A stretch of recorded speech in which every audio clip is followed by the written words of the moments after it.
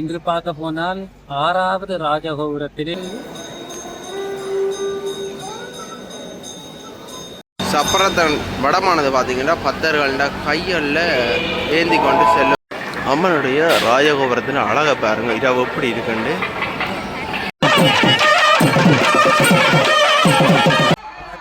அழித்தல் மறைத்தல் அருளன் என்ற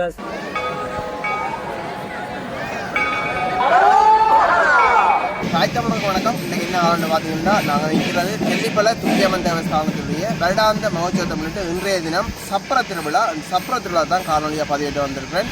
நாளைய தினம் ரதோற்சவம் பார்க்கண்டா மறக்காமல் சப்ஸ்கிரைப் பண்ணி வச்சுருங்க. சப்ஸ்கிரைப் பண்ணி தான் நாங்கள் போகிற காணொலி உங்களுக்கு வரும். மறக்காமல் ஆதரவு நினைக்கிறேன். லைக்கே பண்ணி உங்கள் உறவுகளுக்கு ஷேர் பண்ணுங்க. காணொலிக்குள்ளே போகலாம். மறக்காமல் கொமெண்ட்டையும் பதிவு செய்யும்.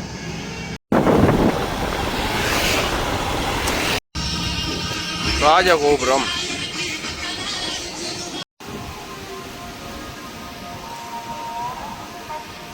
ஹலோ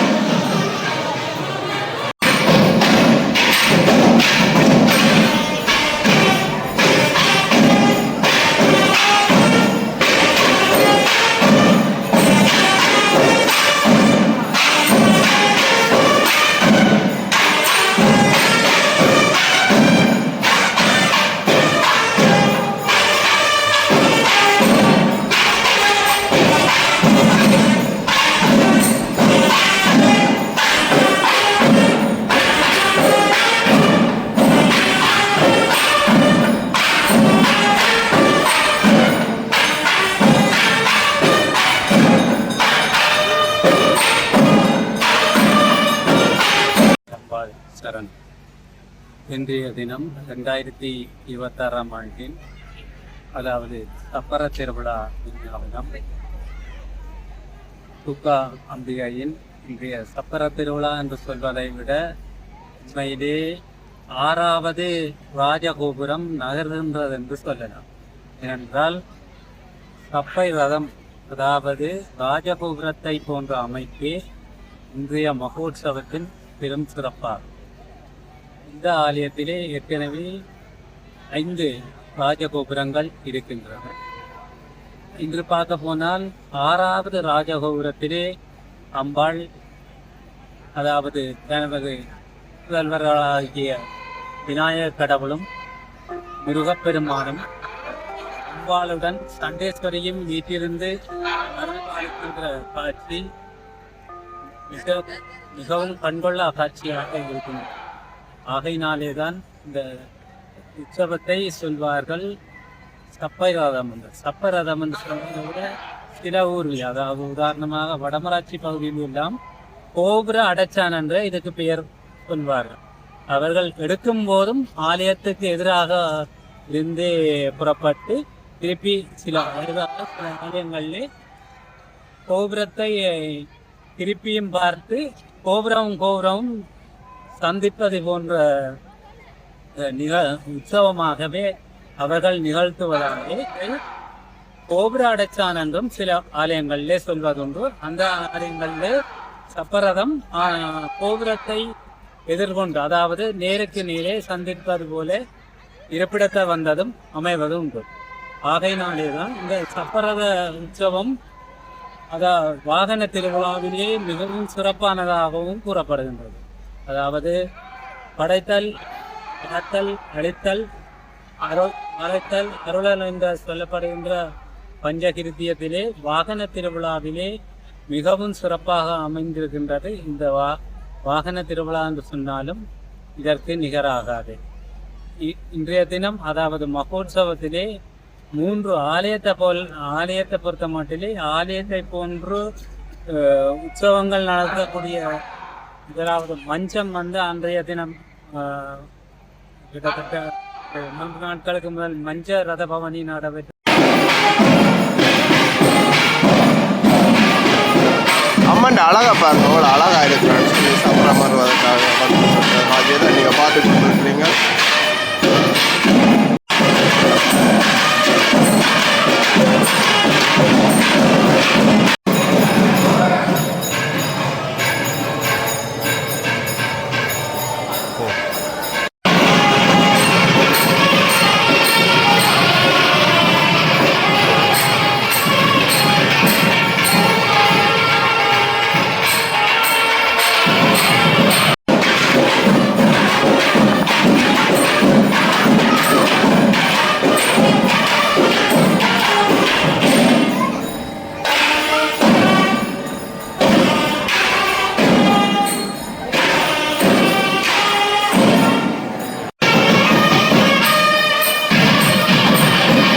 கற்பூரச்சட்டி எடுப்பதற்காக எவ்வளோ பக்தர்கள் வரிசையில் நிற்கிறோம்ன்றதை நீங்கள் பாருங்கள். 2 பக்கமும் கற்பூரச்சட்டி எடுப்பதற்கு பக்தர்கள் நிற்கிறோம். அம்மனுடைய ராஜகோபுரத்தின் அழகை பாருங்கள், இரவு எப்படி இருக்குன்னு பார்த்து கொண்டிருக்கிறோம்ன்றதை பாருங்க. அம்மன் காட்சி கொடுக்கும்போது அனைவரும் தீச்சட்டி எடுத்து தங்களுடைய நேர்த்திகளை நிறைவு செய்யணும்.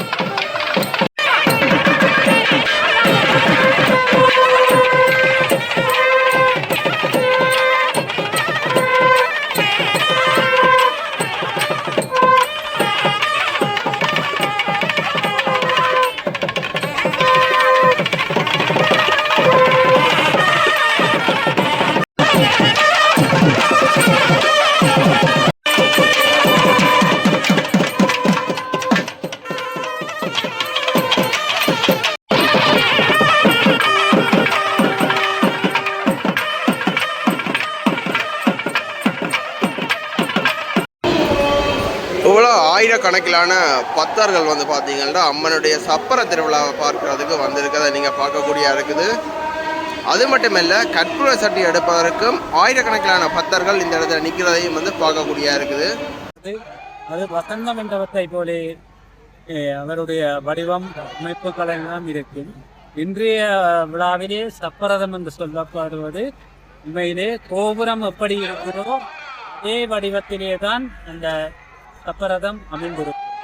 அதனாலே தான் இன்றைய திருவிழா கோபுரத்துக்கும் வழிபாட்டுக்கும் பெரும் தொடர்பு உண்டு. அதாவது மரபு வழியில் அன்றி மட்டுமன்றி ஆகம விதியிலே இந்த மகோற்சவம் உள்ளடக்கப்பட்ட காலம் தொட்டு இந்த சப்பர திருவிழாவுக்கும் மிகமான சிறப்பு இருக்கின்றது.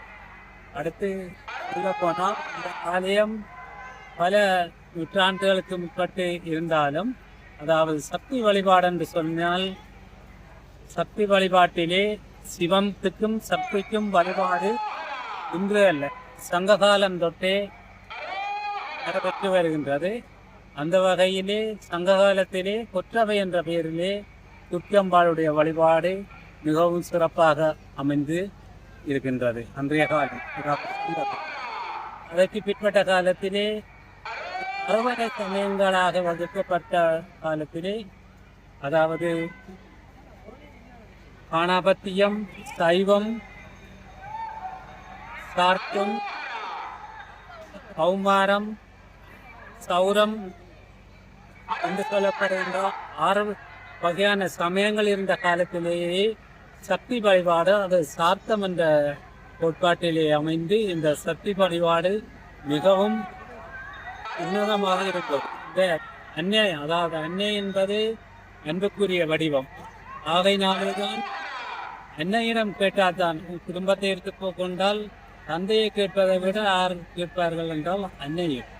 அதே போலதான் சிவனோடு இருக்கும் போதும் பார்வதி பரமேஸ்வரராகவும், நாராயண வடிவத்திலே லக்ஷ்மி நாராயணராகவும், அதாவது பிரம்மதேவருடன் இருக்கும்போது சரஸ்வதி தேவியாகவும், இந்த காலத்திலே முப்பெருந்தேவிகளாக இங்கு அடியார்களுக்கெல்லாம் எந்தெந்த தேவைகள் தேவைப்படுகிறது, அதாவது கல்வி தேவைப்படுபவர்கள் லக்ஷ்மியையும், செல்வத்தையும் தேவைப்படுபவர்கள் லக்ஷ்மியையும், கல்வியை தேவைப்படுபவர்கள் சரஸ்வதியையும், வீரத்தை தேவைப்படுபவர்கள் துர்க்கையையும் வழிபட்டு வருகின்றார்கள்.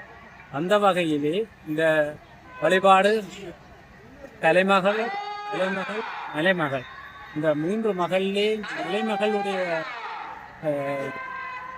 மலைமகளுடைய வடிவமைப்பிலே பல வடிவங்கள் இருக்கிறார். அதாவது பார்வதி பரமேஸ்வரன் உட்பட பல வடிவங்கள், கண்ணகி, துர்க்கை, காளி, அப்படி பல மூர்த்தங்களை மலைமகளுடைய வழிபாட்டிலே இங்கே பலர் வழிபட்டு வருகின்றார்கள். இதிலும் முக்கியமான சிறப்பென்றால் துர்க்கையுடைய அம்சத்திலே மலைமகளுக்குரிய அம்சம் துர்கா அம்சம். இதுதான் இந்த வீரத்துக்குரிய காலென்றும் அன்றைய காலத்திலே குற்றவையாக காணப்பட்டிருக்கிறது. சப்பரத்தன் வடமானது பார்த்தீங்கன்னா பக்தர்கள்ட கைகளில் ஏந்தி கொண்டு கொடுக்கப்படுவதை பார்க்கக்கூடிய இருக்குது.